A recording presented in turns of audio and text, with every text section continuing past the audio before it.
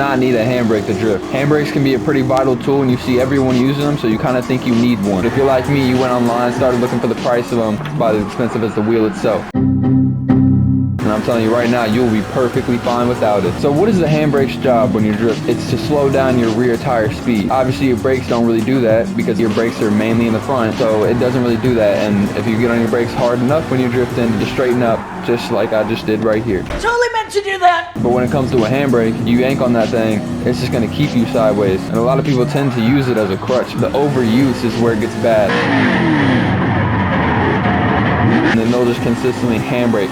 Literally each transition, they can't go without it. They're too used to it, and it's not needed like that. There are times when it is for sure needed, like very, very, very tight areas. Let's use Willow Springs as an example. It's possible to drift on there without a handbrake, but you know how tight some of those roads get, and on that, a handbrake is insanely useful. Okay, that guy just stepped my send a little bit. A tight track like that, a handbrake is, I don't want to say vital. I don't want to say that because like I said, you can do it without it. But the precision it requires to do it is nutty. You really got to know what you're doing with your car, your throttle, your wheel, everything. Just don't suck. And even without a handbrake, there are still kind of substitutes to go without it. The best one being, assuming you have a shifter and clutch, the clutch is godly.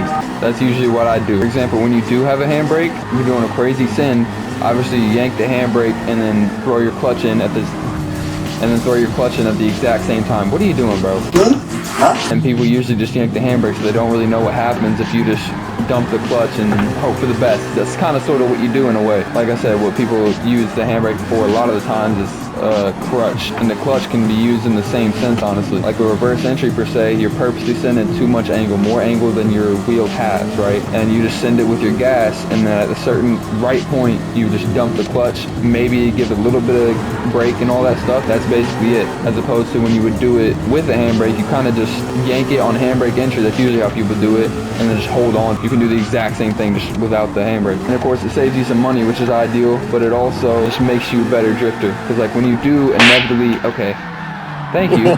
Because when you do inevitably get a handbrake, it's going to make you a hell of a lot better once you do finally have it. Like you're just going to have all this knowledge stacked on top of having the handbrake itself. Then you'll really be using it as a tool and not a crutch. Because like I said, the main reason you need a handbrake is really, really tight corners and insane sends. But that's where the precision comes in. You got to be really precise with your initiations in general. And like I said, you kind of use your clutch as a handbrake, but of course the clutch itself doesn't really slow you down. It kind of kills your back tire speed a bit, but it doesn't slow you down. Of course, that's where your brakes come in. And with you only using brakes, you better make sure your brake bias is set up in the right way. Because like I was talking about earlier in the video, just about how handbrakes work, the reason brakes do and don't work is because most of your brakes are in the front, not in the back, and it's just all four wheels just kind of throws everything off when drifting. But that's why you don't want it to be even on all four wheels. You need that front brake bias badly. Otherwise, if you even touch the brake even a little bit, you're gonna straighten up, I promise. It's bad.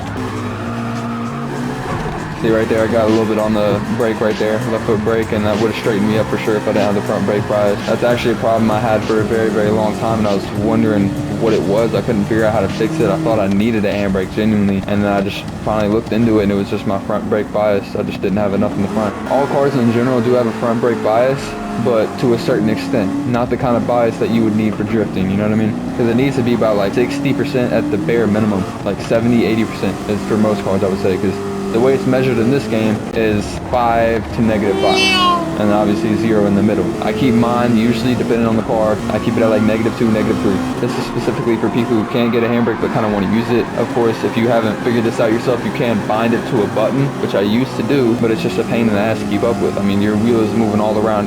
I think you can tell why it's a pain in the ass. So I just don't do it. The only time I'm ever really touching my handbrakes is if I'm going into a wall and my brake is not doing enough. Say you do have a handbrake, I still would advise you to not overuse it. Like you don't want to use it as a crutch, like I said. You want to use that as a tool 100%. All you need to get real sideways in this game is a wheel, pedal, and shifter. I was hoping Logitech would end up making a handbrake soon enough too, because obviously they're the most budget friendly.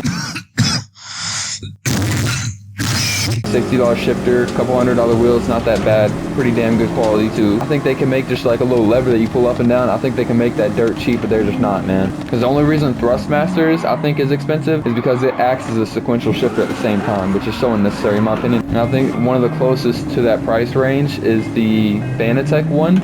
That one's 200 something, still pretty pricey, but I was planning on getting that eventually, but I looked into it. If you want to get that Fanatec shifter set up with something non-Fanatec, you gotta take it to your computer, program it, do this, that, and the third, bro. I ain't about to do all that, bro. I'm good.